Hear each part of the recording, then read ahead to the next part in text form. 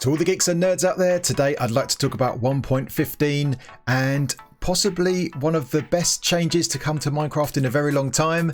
And I'm not talking about the bees. This new feature is something that's been pretty well hidden, got under the radar, not many people know about it. So today I'm going to talk about it. What is this change, I hear you ask? Well, it's to do with this place, it's to do with the Nether and how we travel through it. So it's quite common that ghast will give you problems, just like this one. And what we do is we build these tunnels, right, like this, within the Nether, so we can travel around super fast because it's 8 blocks in the Nether to 1 block in the Overworld. And we have these tunnels to protect us, and it gives us ways to travel fast around our world. And also, what we also have is we have these Nether hubs in the center, which gives us options of where we want to go. So we have a whole bunch of portals inside, and also sometimes they go out to all the cardinal directions. And yeah, it makes it easy for us to travel super fast. But in 1.15 there's been a change which may mean that these Nether hubs and Nether tunnels are a thing of the past, or at least they are here in this location, because now we can build them in a much safer place. And this is a change to how Nether portals work. But before we get into the details of that change, let's have a quick recap for those that are new that may not know how Nether portals work. So this is how you build a frame. It's made of obsidian, so 2 obsidian along the bottom and then 3 along the side, and then you light it up with a flint and steel, just like that. And when you hop into this purple area, you'll be transported to the Nether. And a common thing to do is to look at the block underneath here, press your F3 screen, and you'll get a bunch of stats. This is your debug screen, and on the left hand side you'll see there's a line towards the bottom that says looking at block, and in this case we're looking at 1168, that's the x-axis, 75 which is the y, and 184 which is the z. And to get the corresponding coordinates in the Nether, because it's 8 blocks to 1, you divide the x-axis, the first one, by 8, and also the last one, the z-axis, by 8 as well. That would give you some new coordinates, and then that is where this portal will be in the Nether. So let's get rid of that and let's hop into the Nether and check this thing out. Here is the portal that generated on the Nether side, and sometimes these things don't get placed in exactly the right position. There's a bit of randomness to it. So let's check our numbers. So from the Overworld, we had coordinates of 1168 on the X. So if we divide that by 8, we get 146. On the Z axis, we had 184. If we divide that by 8, we get 23.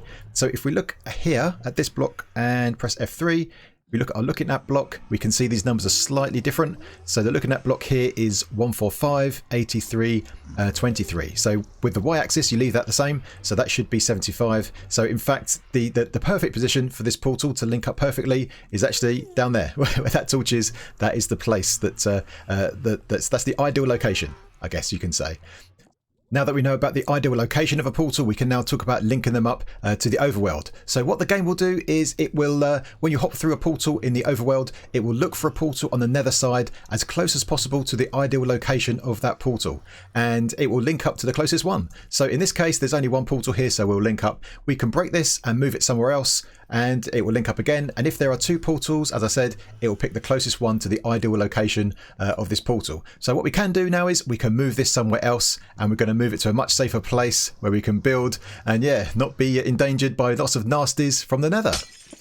If you put some blocks on your bar and pillar up, we are going to now move to the safer place, and that is the Nether ceiling. So this is something that wasn't possible before, but at 1.15 this change makes it very possible indeed. So what we're going to do is pillar up, and then we're going to dig all the way up here and go all the way till we get to bedrock, all the way to the top of the Nether ceiling.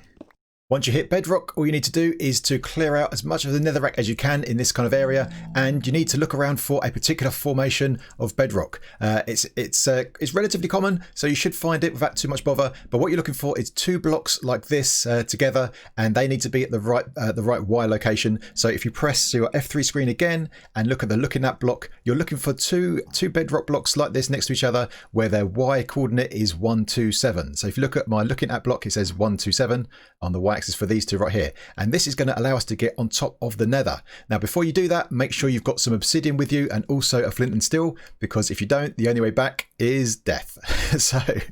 so make sure you're prepared before you do this. Now, how are we going to get on the Nether ceiling? Well, we're going to pillar up a little bit so we're kind of level with it, just like this.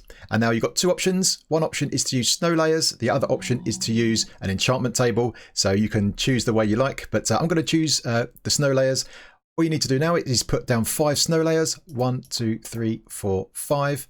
Get yourself a ender pearl and and throw it on top of the snow layers like this, you'll then be here like this. And if I get rid of my F3 screen for a second and look at my face, hello. you're in the bedrock, but you're safe. You only take suffocation damage if your head is in the block, and at the moment we're not, so we're cool. And now once you're in this position, just press jump and jump again, and we're on the nether ceiling. Very nice, very nice. Now what we need to do is we need to build a portal up here in the right location. And here is our nether portal on top of the nether ceiling. And the reason this is safe is because mobs don't spawn on bedrock. So when you build this portal, one thing you should do is put something along the top to stop mobs spawning on top. So I've put slabs up here. You could also put carpets, but anything that's going to block mob spawning. And then we can light this up. And this portal is in the ideal location. The Y coordinate isn't the same, but everything else is. So if we press our F3 screen, you can see on the looking at block one more time, this is positioned at 146. 128 and 23. So obviously the Y coordinate is higher than it should be for ideal location, but the rest isn't. And so this is inside the sphere of influence of the ideal location. And so the change in 1.15 is that these link up to the overworld and back again. Now in previous versions that didn't work that way. You couldn't get back onto the nether ceiling from the overworld, but now you can. So now if we jump into this portal, we should end up back where we started in the overworld. And here we are, just came out, and there we are, back here again. And now we can jump through this portal, and we should end up back on the nether ceiling. And yeah, so this can be a nice safe place. There we go, back on the nether ceiling.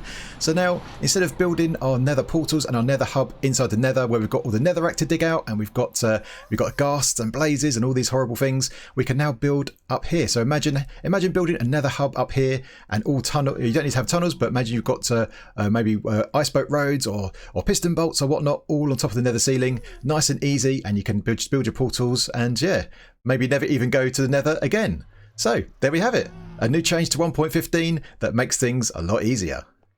A final couple of things to mention, and that is that first of all, this is not a bug. This is an intended feature. This was reported on the Mojang bug tracker under bug number MC160677, and it was marked as won't fix. So that means it's an intended feature. So that means we can use it, and if ever this breaks in the future, then we can report it, and it should get fixed. So this is the way of the future, I think, and I'm really looking forward to it. This is going to be super cool. So one of the other things, or two other things, why this is important is that it makes breaking bedrock a lot less important, because most of the time people would break bedrock up here in the ceiling to get good access, but of course now we can do it through the portals.